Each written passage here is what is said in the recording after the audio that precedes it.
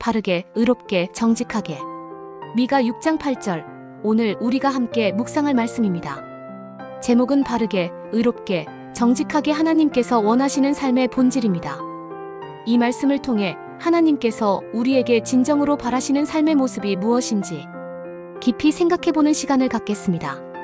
당시 남유다 사회는 종교 지도자들의 부패와 사회 불의로 가득했습니다. 제사장들은 뇌물을 받고 예언자들은 돈을 조차 거짓 예언을 했습니다. 힘 있는 자들은 약한 자들의 땅을 빼앗고 겉으로는 제사를 드렸지만 삶 속에는 하나님의 공의와 사랑이 없었습니다.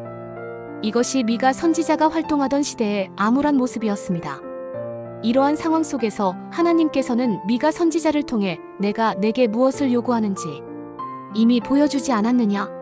라고 말씀하십니다. 겉으로 보이는 재물이나 형식적인 예배가 아니라 삶의 근본적인 변화를 촉구하시는 하나님의 음성이었습니다. 오늘 우리의 모습은 어떻습니까?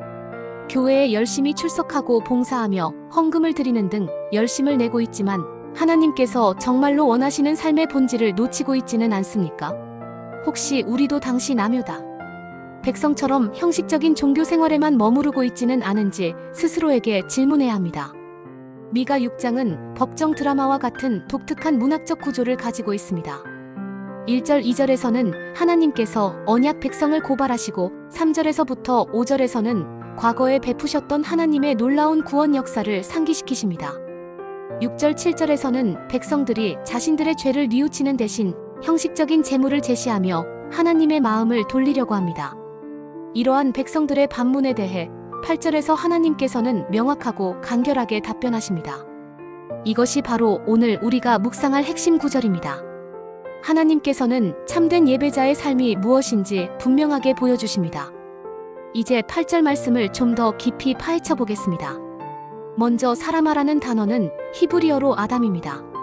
이는 모든 인류를 향한 하나님의 부르심이지만 문맥상 우리 각 사람을 향한 호칭임을 기억해야 합니다.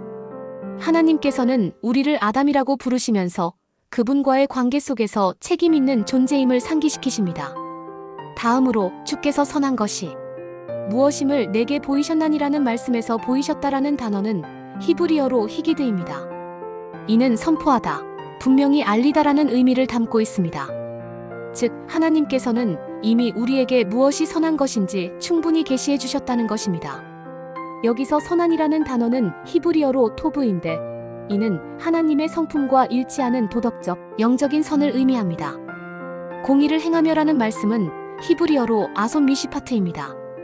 행하다라는 단어 아솥은 지속적이고 반복적인 실천을 요구합니다.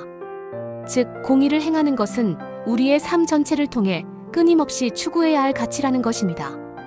미시파트는 하나님의 율법에 따른 올바른 판결과 질서를 의미하며 하나님과의 바른 관계에서 흘러나오는 언약적 공의를 의미합니다. 인자를 사랑하며라는 말씀은 히브리어로 아하바트 헤세드입니다. 아하바트는 애정과 기쁨을 포함하는 사랑을 의미합니다. 헤세드는 변함없는 언약적 사랑과 신실함을 나타냅니다. 하나님께서는 우리에게 의무적인 자비를 베풀라고 말씀하시는 것이 아니라 기쁨으로 사랑을 실천하는 마음을 원하십니다. 마지막으로 겸손하게 내 하나님과 함께 행하는 것이라는 말씀에서 하츠네아는 조용히 과시 없이 겸손하게 행동하는 것을 의미합니다. 레케트는 평생에 걸친 지속적인 동행을 의미합니다. 내 하나님과 함께라는 표현은 하나님과의 인격적인 관계를 강조합니다. 즉, 겸손은 하나님과의 친밀한 관계 속에서 자연스럽게 흘러나오는 삶의 태도라는 것입니다. 이 세 가지, 즉 공의, 인자, 겸손은 하나님께서 우리에게 요구하시는 삶의 핵심입니다. 하나님께서는 재물보다 삶을 더 중요하게 생각하십니다.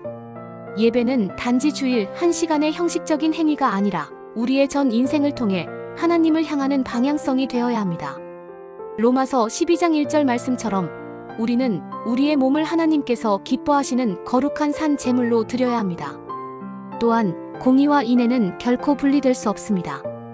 공의 없는 사랑은 방종으로, 사랑 없는 공의는 냉혹함으로 변질될 수 있습니다. 예수 그리스도 안에서 공의와 사랑은 완벽하게 하나가 됩니다. 로마서 3장 26절은 예수 믿는 자를 의롭다 하려 하심이라라고 말씀합니다.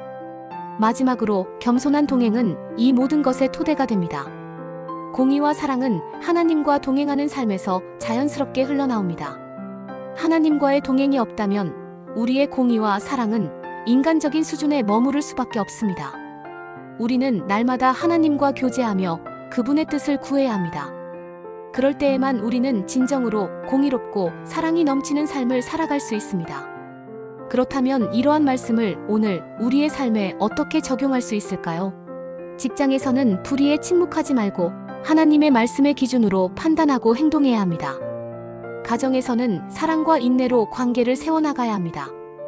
SNS와 대인관계에서도 겸손을 실천해야 합니다. 교회 공동체 안에서는 재정과 사역에서 투명성을 지키고 사회적 약자를 돌보는 사역에 적극적으로 참여해야 합니다.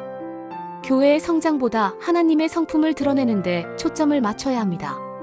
정의와 사랑의 균형을 잃지 않는 그리스도인의 목소리를 내야 하며 기독교적 가치관으로 법과 정책에 참여해야 합니다. 사랑하는 여러분, 하나님께서 우리에게 원하시는 것은 복잡하거나 어려운 것이 아닙니다. 공의를 행하고 인자를 사랑하며 겸손히 하나님과 함께 행하는 것, 이 세 가지는 서로 분리될 수 없으며 예수 그리스도 안에서 완성됩니다. 우리가 그분과 동행할 때 공의와 사랑이 우리의 삶 속에서 흘러넘쳐 세상 속에서 바르게, 의롭게, 정직하게 사는 증인이 될 수 있습니다. 우리가 살아가는 모든 순간 하나님의 말씀 안에서 예수 그리스도와 동행하며 성령님의 인도하심을 따라 살아가는 복된 삶을 살아가시기를 간절히 축원합니다. 아멘.